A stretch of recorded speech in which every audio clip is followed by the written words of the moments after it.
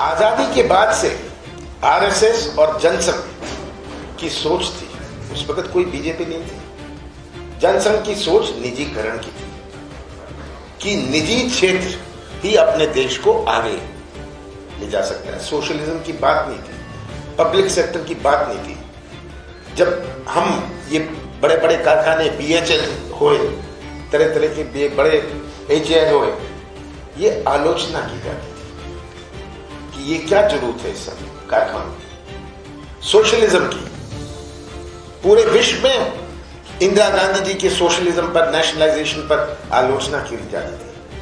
जब बैंकों का राष्ट्रीयकरण किया, जनसंघ ने इसका विरोध किया। जब कोयले के खदानों, देखिए ये तो इतिहास है, मेरी सोच नहीं। जब कोयले के खदानों का राष्ट्रीयकरण किया, उस समय के जनसंघ ने इसका विरोध किया। ये इनकी सोच थी। हम शुरुआत कर रहे हैं ये प्रोग्राम हमारा, मैं शुरुआत कर रहा हूं 16 तारीख को छिंदवाड़ा से, किसान सम्मेलन के। हम इसे आंदोलन नहीं कहना चाहते, हम इसे सम्मेलन कहना चाहते हैं कि मध्य प्रदेश का किसान समझ नहीं रहा। उत्तर प्रदेश के कम से कम 1 लाख 2 लाख किसान आए हुए हैं, वो समझ रहे हैं, पर मध्य प्रदेश का किसान तो सीधा साधा सरल स्वभाव का है। तो ये जागरूकता किसानों में आए, ये इनकी असली पहचान है, ये हमारा लक्ष्य है। उसके बाद 20 को हम मुरैना में कर रहे हैं।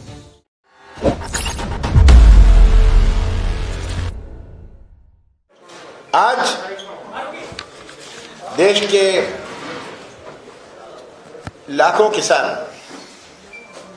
दिल्ली के बॉर्डर पर बैठे हैं।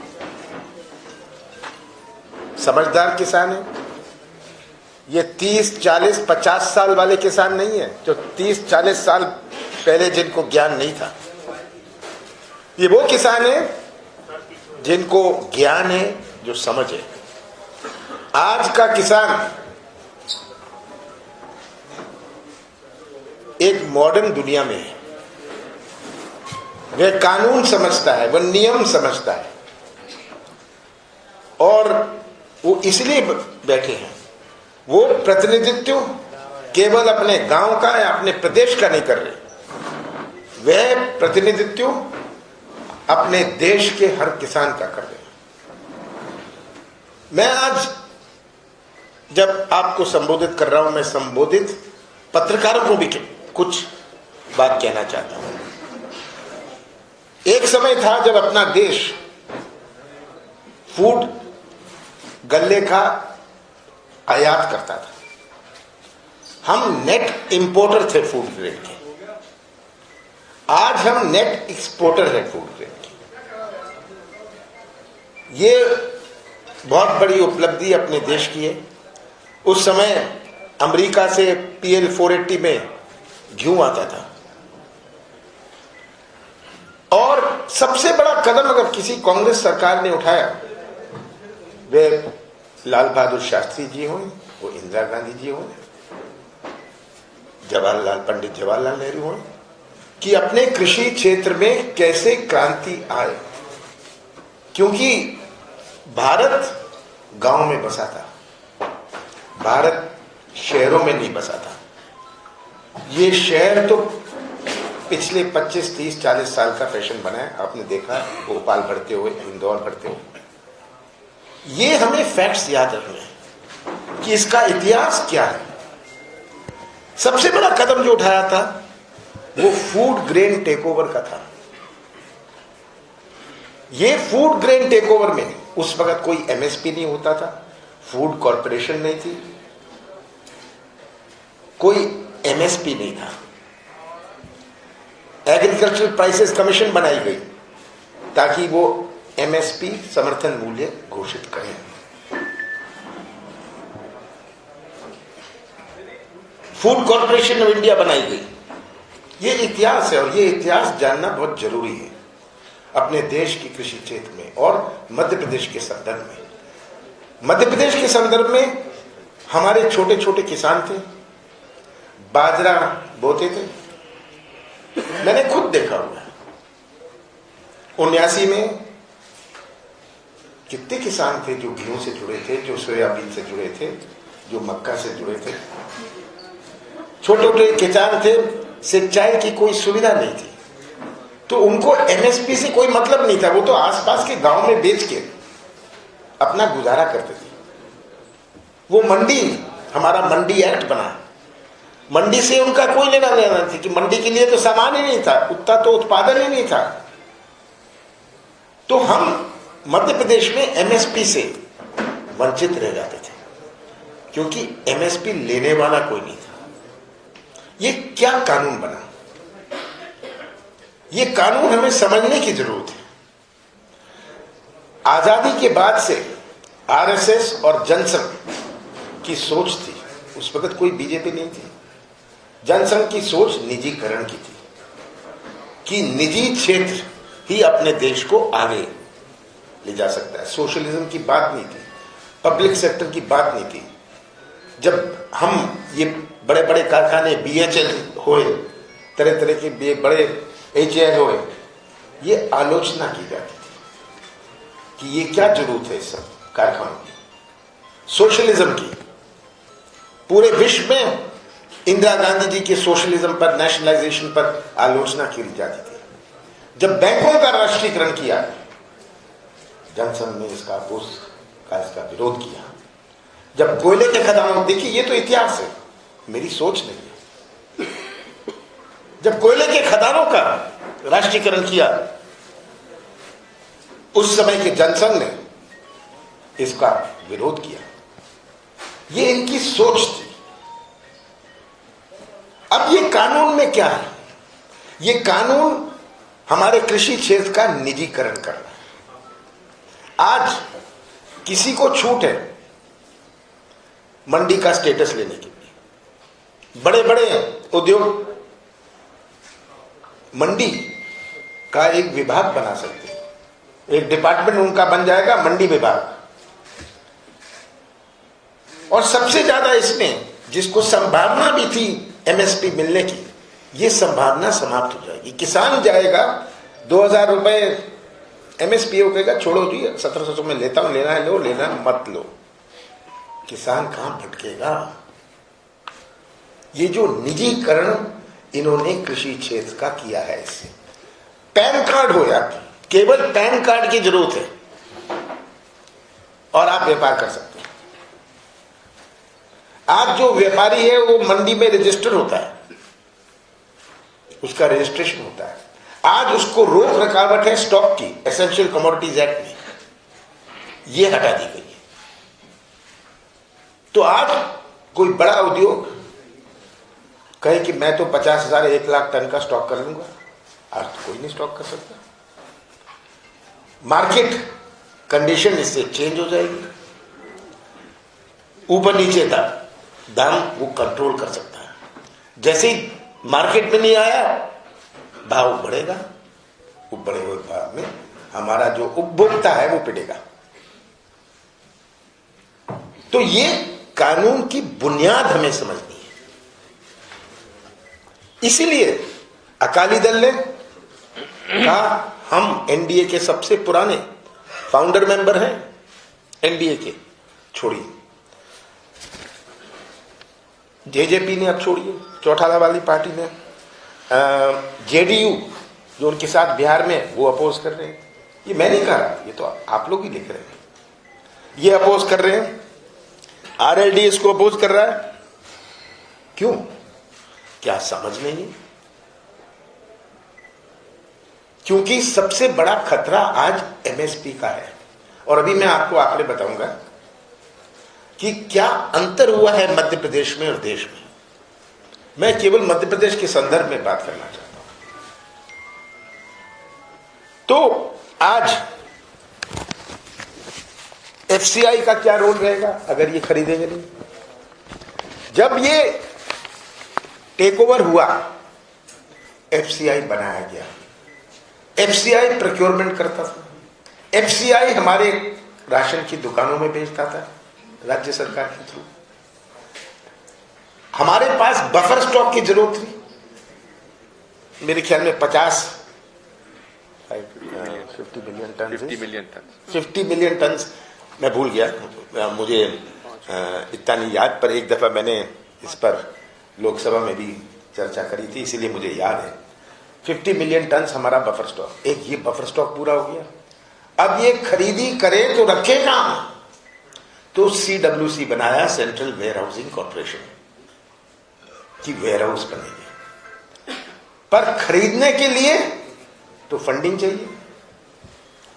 तो केंद्र सरकार ने खरीदना कम शुरू किया, और कम शुरू किया उस समय मध्य प्रदेश का उत्पादन बढ़ना शुरू हुआ। ये दोनों चीजें साथ साथ हुई, मध्य प्रदेश का उत्पादन बढ़ना शुरू हुआ, और आज के दिन मध्य प्रदेश पूरे देश में सबसे ज्यादा गेहूं का उत्पादन करता है। पंजाब को भी ओवरटेक कर लिया। अगर आप 10 साल पहले का देखें, पंजाब के हम 20-25% थे, आज हम पंजाब से आगे। मैं अभी बताऊंगा, स्पेसिफिक आंकड़े बताऊंगा। तो CWC बनाया गोडाउन बनाने के लिए, गोडाउन बनने शुरू हुए। अब राशन की दुकान में देंगे, राशन में जो 5 रुपए में बिकता है, उनका खरीदी कॉस्ट तो 7 रुपए, वो 2 रुपए कौन भरेगा जो लॉस है? राशन की दुकान में तो तभी जाएगा जब सस्ता है, वो 2 रुपए लॉस कौन भरेगा? वो भी गवर्नमेंट को भरो। पहले तो आप उपार्जन प्रोक्योरमेंट करो, उसके बाद आप घाटा लो। ये तो कृषि क्षेत्र की मजबूती के लिए था, हमारे गरीबों को के लिए। तब ये अन्य स्कीम स्टार्ट हुई कि हम गन्ना, ये मजदूरी के लिए हम गल्ला देंगे, क्योंकि हम कहां रखें। ये एक प्रकार से हम फंडिंग कर रहे थे, जिसको गल्ला दे उसकी फंडिंग कर रहे थे। This was transfer of funds from government to private people. कोई रूप दे दो, आप चेक से मत दो, गल्ला दे दो, ट्रांसफर ऑफ फंड्स तो होता है। तो ये बुनियादी बातें समझना बहुत जरूरी है। आज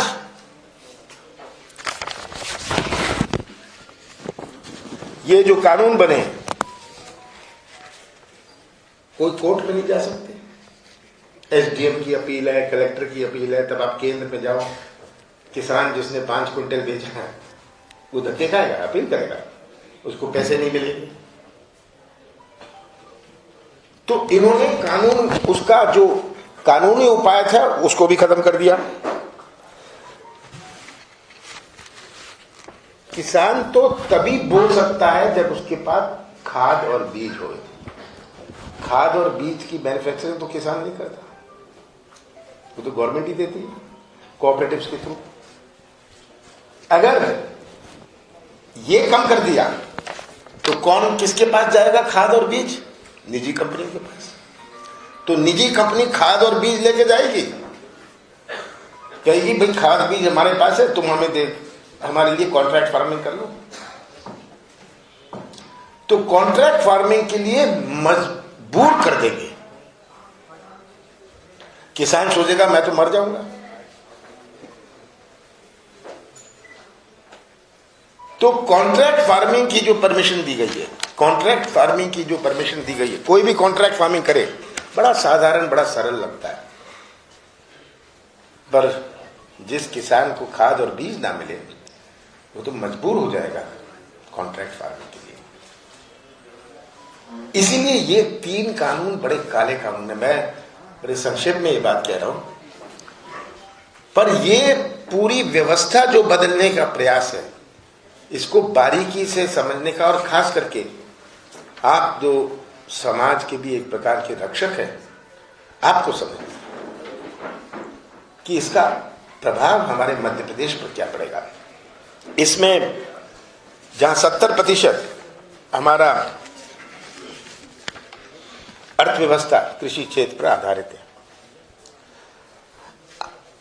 आज के दिन मध्य प्रदेश का उत्पादन पंजाब से आगे। पंजाब का है 175 लाख टन, 175 लाख टन। मध्य प्रदेश का है 196 लाख टन। ये मैं 19-20 की फिगर दे रहा हूं कि 20-21 की अभी तक पूरी तरह आई नहीं, पर ये बढ़ी है और ये गैप बढ़ा है।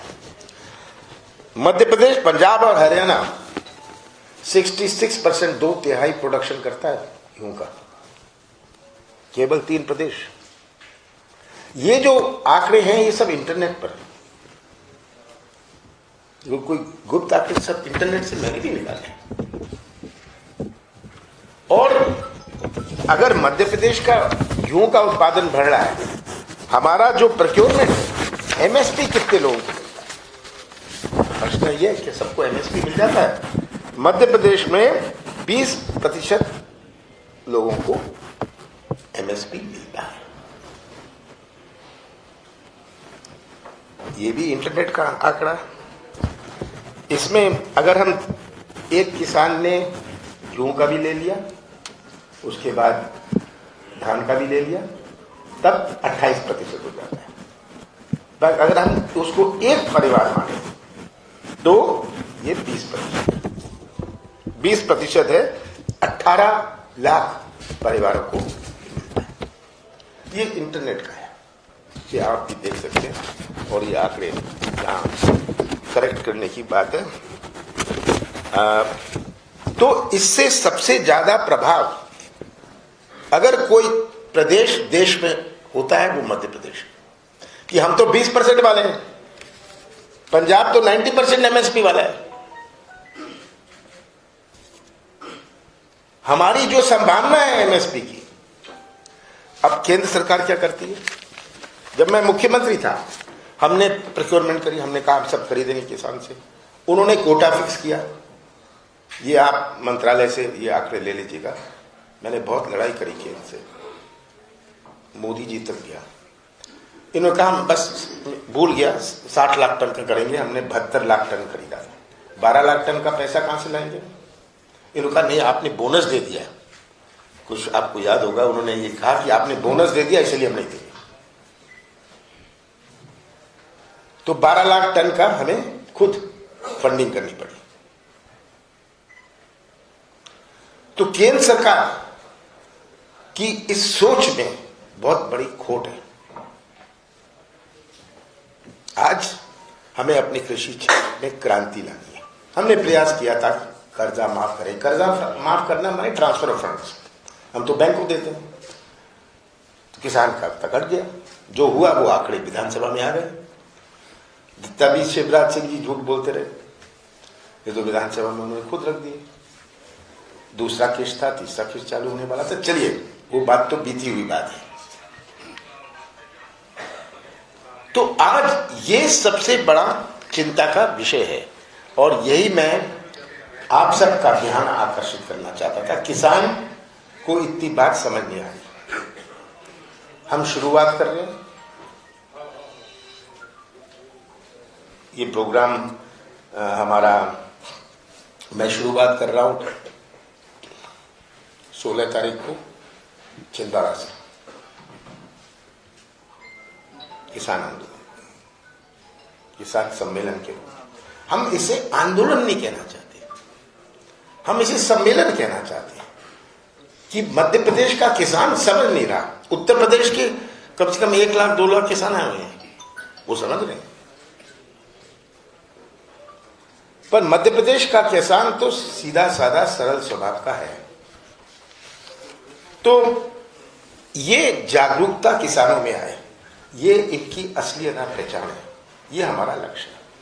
उसके बाद 20 को हम मुरैना में कर रहे हैं।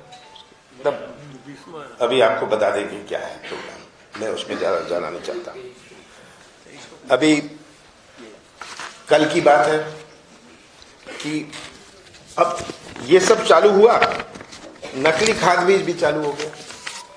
कल महेश्वर तहसील के ग्राम करई में 3 सोसाइटियों में नकली यूरिया, विजय लक्ष्मी साधु हमारे पूर्व मंत्री ने पकड़ा, पंचनामा बनाया, तो इस प्रकार का ये शुरू हो जाएगा। आप ऐसी चीज छू रहे हैं, आप एमएसपी गवर्नमेंट घोषित करती है, आप घोषित करते हैं, आप दे दीजिए। और जब तक आप किसान के साथ न्याय नहीं करेंगे, ये आंदोलन कई मोड़ लेगा। किसान कहता है कि आप हमारी जमीन ले लेते हो, अब हमारा खेत ले रहे हो, जमीन ले लेते हैं लैंड एक्विजिशन में, कभी सड़क के लिए ले ली, कभी हाईवे के लिए ले ली, कभी कारखानों के लिए ले ली, कभी गवर्नमेंट की बिल्डिंग बनाने के लिए ले ली, तो हम तो हर जगह से पिटते हैं। ये आज बहुत गंभीर स्थिति उत्पन्न हो रही है, और यही बात मैं आज आपके सामने रखना चाहता था कि इसका इतिहास क्या है, कैसे एफसीआई बना, कैसे एग्रीकल्चरल प्राइसेस कमीशन बनी, कैसे एमएसपी का कॉन्सेप्ट आया, उस समय देश की क्या स्थिति थी, कैसे सेंट्रल वेयर हाउसिंग कॉर्पोरेशन बना, क्यों बनी ये सब चीजें, इसलिए आज हम यहां तक पहुंचे। अगर आपको हमारे वीडियोस पसंद आए तो प्लीज लाइक करें, सब्सक्राइब करें और शेयर करें।